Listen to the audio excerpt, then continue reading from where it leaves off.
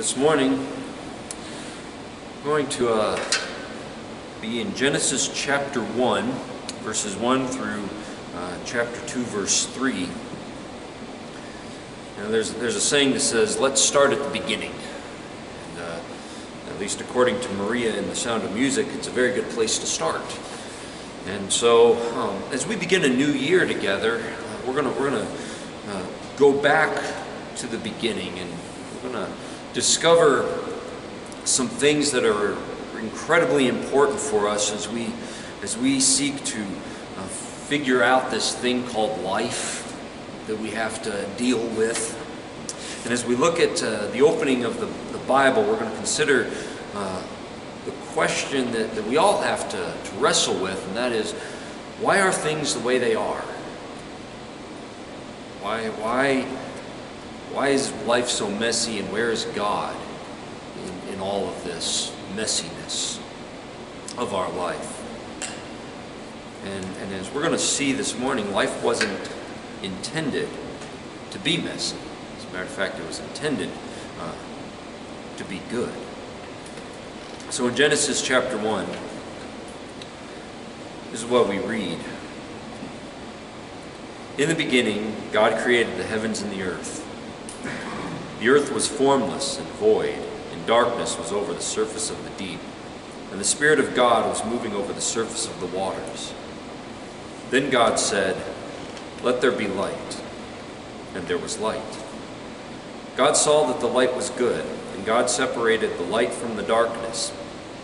God called the light day, and the darkness he called night. And there was evening, and there was morning, one day.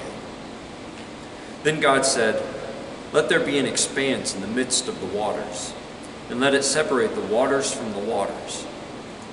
God made the expanse and separated the waters which were below the expanse from the waters which were above the expanse, and it was so.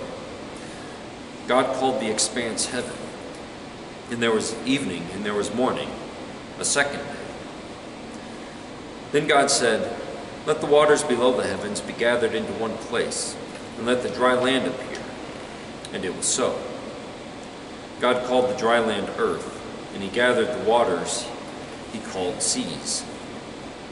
And God saw that it was good. Then God said, "Let the earth sprout vegetation, plants yielding seed, and fruit trees on the earth, bearing fruit after their kind, with seed in them." And it was so. The earth brought forth vegetation, plants yielding seed after their kind, and trees bearing fruit with seed in them after their kind. And God saw that it was good. There was evening, and there was morning, a third day. Then God said, "Let there be lights in the expanse of the heavens to separate the day from the night, and let them be for signs and for seasons, and for days and years. And let them be for lights in the expanse of the heavens to give light on the earth." And it was so. God made the two great lights, the greater light to govern the day, and the lesser light to govern the night. He made the stars also. God placed them in the expanse of the heavens to give light on the earth, and to govern the day and the night, and to separate the light from the darkness. And God saw that it was good. There was evening, and there was morning, a fourth day. Then God said, "Let the waters teem with swarms of living creatures, and let birds fly above the earth in the open expanse of the heavens." God created the sea monsters and every living creature that moves, with which the waters swarmed after their kind, and every winged bird after its kind. And God saw that it was good. God blessed them, saying, "Be fruitful and multiply, and fill the waters and the seas, and let birds multiply on the earth." There was evening, and there was morning, a fifth day. Then God said, "Let the earth bring forth living creatures after their kind, cattle and creeping things, and beasts of the earth after their kind." And it was so. God made the beasts of the earth after their kind, and the cattle after their kind, and everything that creeps on the ground after its kind. And God saw that it was good.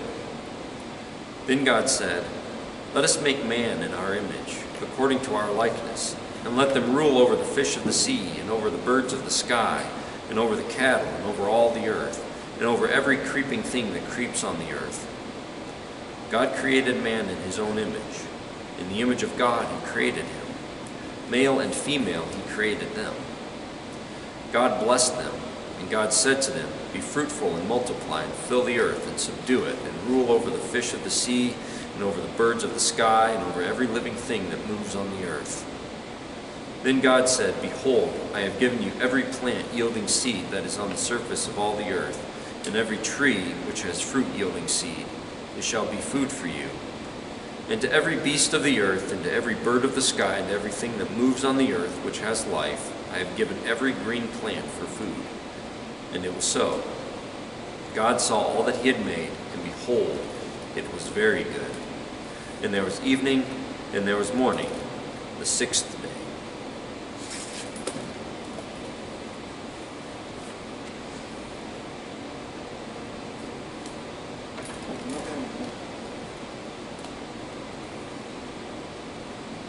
I want to turn the page for me.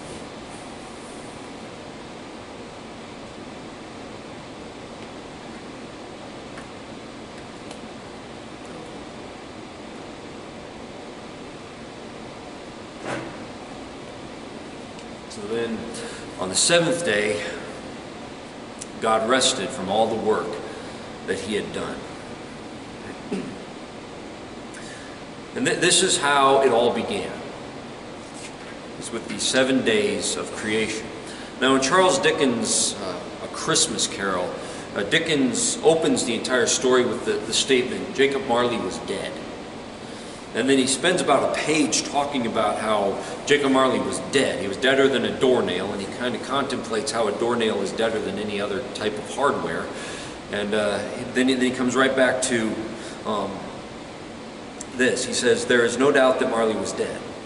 This must be distinctly understood, or nothing wonderful can come of the story I am about to relate." You know, as I read the opening chapter of the Bible, it strikes me that just as the death of Marley had to be understood in order for Dickens' story to be wondrous, so understanding the creation account helps bring out some of the wonder of God's story as it is related in his word. Not only does it help make intellectual sense out of much of what the Bible talks about, but it helps us to understand a great deal about our world, about ourselves, and about God himself. And as there are so many things that we could talk about in these verses on the creation of the world, there's one thing that I'd like to focus on this morning, and that is that we need to know that God can bring order to chaotic lives. We know that God can bring order. And as we look at the creation story, we see some very distinct things that help us understand how God brings order to our lives. And first of all, we see that God moves things from chaos to order. That's how God works. In the beginning, the Bible says, the earth was formless and void. Now, this description of the earth shows a place that it's turbulent, it's chaotic, it's without shape. The word that's translated formless here can also mean confusion and desolation and emptiness, among some other things. So the picture that we have here is of a chaotic, confusing place in the beginning. God took that chaotic state and he moved it toward a more orderly state. He brought order and form to the world.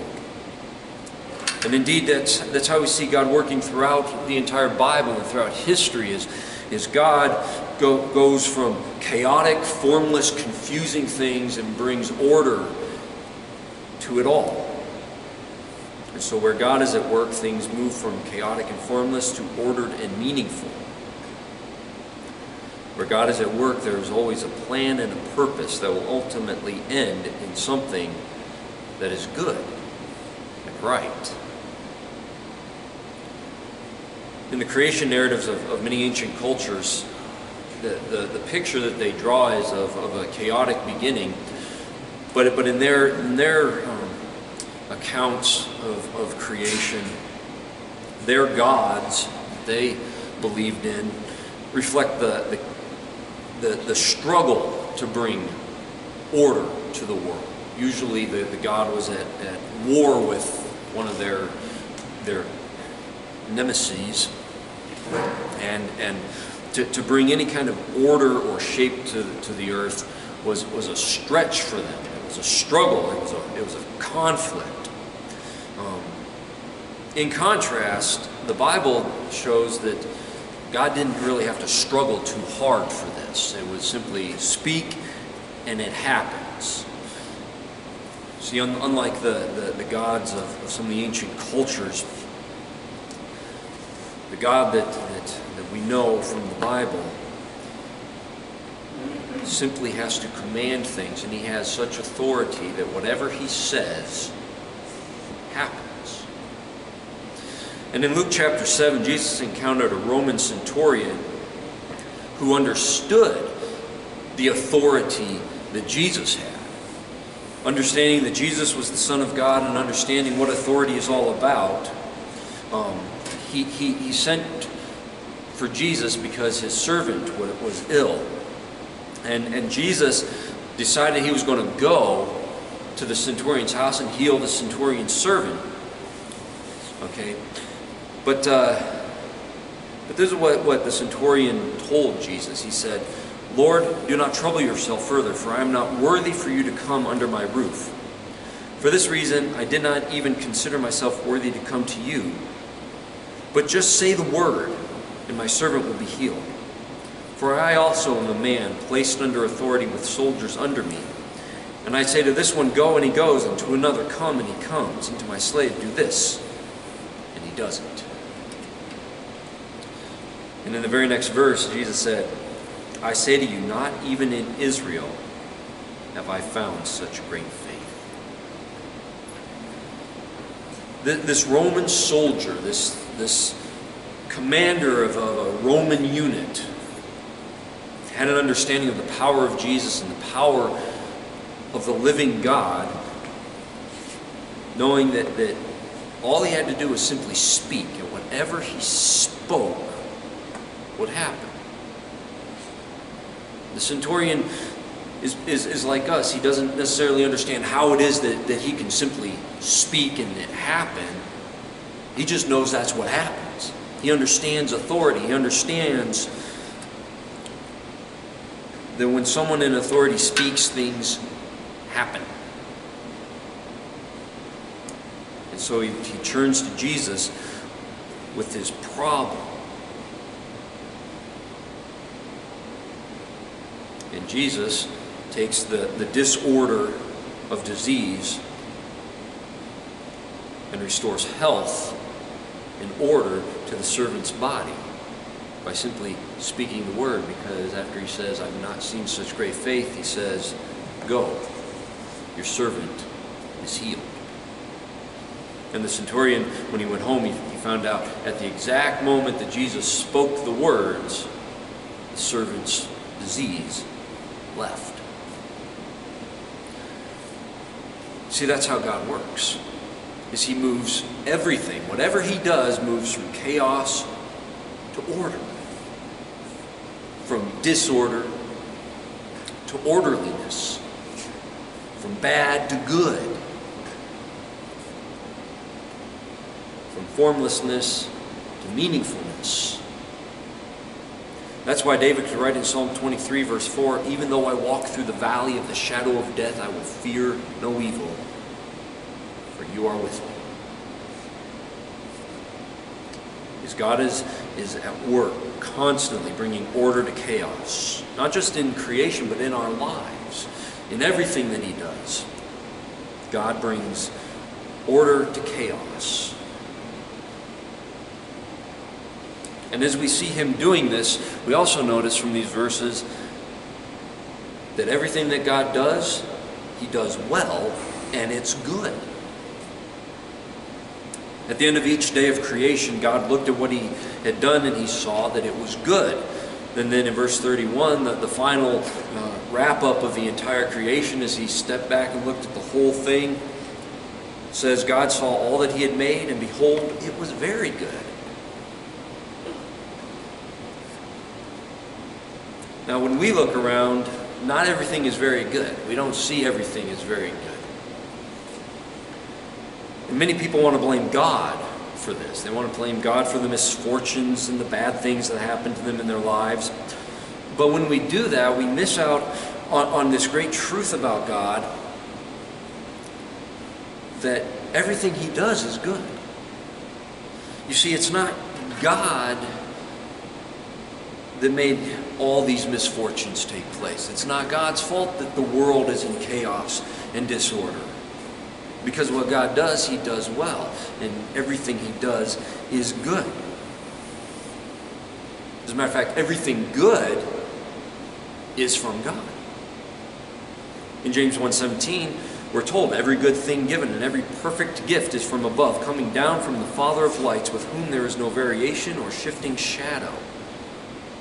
And then Romans 8:28, we're told, we know that God causes all things to work together for good to those who love God, to those who are called according to His purpose. So not only is everything God does good, but everything good is from God. And to top it all off, everything that is not good now is something that God can take and bring something good out of.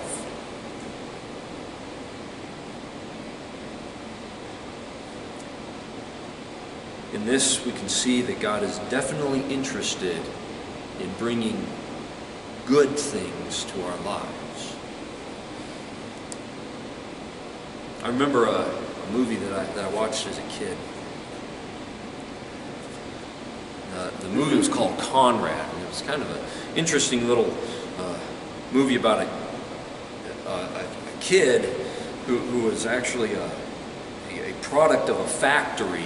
They were making instant children, and you could order a kid. They show up in this kind of box thing, and you just add the contents of this packet to and then this kid pops out. It's kind of creepy at first. They were instant children, and they were designed to be perfect. And the whole idea was, now parents don't have to worry about misbehaving children. They can have the perfect child, and so you pour this little thing on. And but through some sort of strange mistake at the factory, they sent Conrad to the wrong person, and actually ended up sending him to this art lady. And when the package showed up, she thought it was some sort of art supply that she had ordered, and she got all excited until she opened the box and pour this stuff in quickly. She does it, and then out pops a kid. Well, as soon as she gets over that, and they start building their life together, as they work out what's going on and figure things out, she's teaching him art, and at one point he makes a mistake. And he thinks the world's over. He made a mistake, it's the end, and he messed up, and they were painting together. And she simply calmed him down and showed him how, yes, this is a mistake, but look. And then with a few strokes of her brush, she simply changed it and turned it into something good. Teaching the kid, mistakes happen, but good things can come from it. A lot of times we miss the good that can come out of it because our focus is entirely on the mistake. It's entirely on what's wrong. It's entirely on what's not going the way we want it to go. And so we're like Conrad, it's like, life's over, life's done, I'm through. And we forget that God can take it. And God can make something good come from it. You see, rather than leaving us to deal with the wrongs that life throws our way, or the wrongs that we create through our own bad decisions, God has a plan that is for our good, that is meant to give us hope. And this hope is not just for the far future of heaven, but it's also for this life as well. You see, God wants to bring us good things, and part of the good that He wants to bring into our lives is peace and rest. As a matter of fact, as we look at the creation account, we see that God has established a rhythm that allows us to find rest. You see, God worked for 6 days, and on the 7th day, he rested. Now, when it says that God rested, it's not the rest that you and I need at the end of the day when we need to go to bed because we're tired, we're worn out, we've exhausted all of our energies. But rather, the root of the Hebrew word that's used here for rested, it means to cease or desist. It indicates everything was done, so it's time to stop. His work was completed. And so at the end of his work week, God added another day. I don't know about you, I wish he could have added 3 more maybe, especially to the weekend. It'd be really great if just 1 or 2 more days on the weekend every week. That would be wonderful. But the reality is, I think we'd misuse those days just as much as we do the other days. I know I would. It's like, yeah, give me 1 more day for rest. Yeah, well, I would find a lot of stuff that could fit into that rest time. But in the very fabric of creation, God has established this rhythm of resting. As a matter of fact, in Exodus chapter 20, verses 8 through 11, this is part of the 10 Commandments. We read, "Remember the Sabbath day to keep it holy. 6 days you shall labor and do all your work, but the 7th day is a Sabbath of the Lord your God. In it you shall not do any work, you or your son or your daughter, your male or your female servant or your cattle or your sojourner who stays with you. For in 6 days the Lord made the heavens and the earth, the sea and all that is in them, and rested on the 7th day. Therefore the Lord blessed the Sabbath day and made it holy." Unless you think that this is a legalistic law, consider what Jesus said in Mark 2, verse 27. He was addressing the Pharisees who were complaining about what his disciples were doing on the Sabbath day.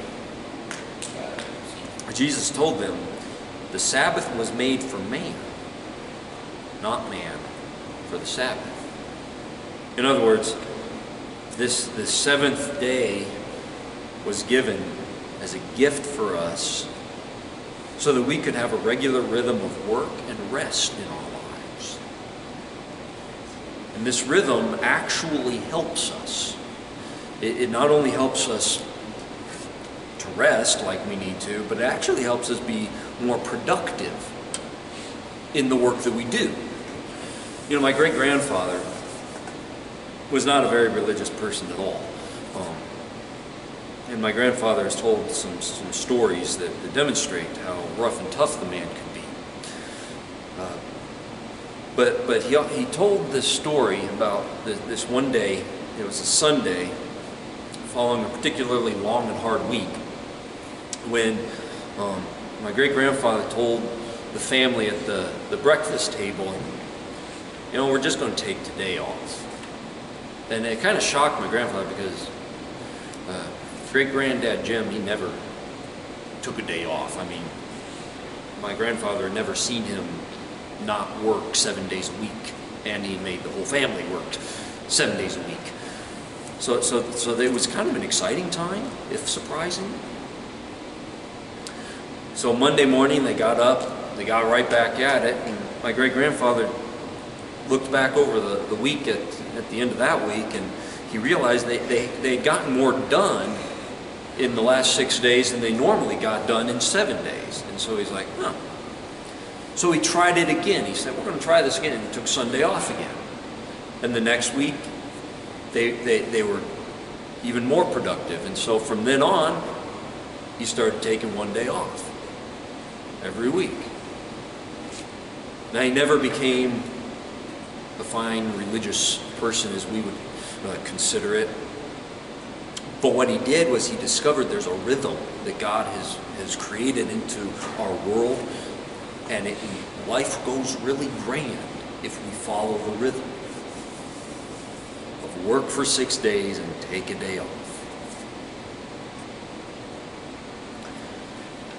I think many people don't realize that God has established this rhythm, and I think there's a lot of people that think that you have to remain busy and active 7 days a week in order to accomplish everything that you can. And there are those who think that's the way you get ahead in life. But the reality is, as my great-grandfather discovered, ignoring God's rhythm actually decreases what we can actually do.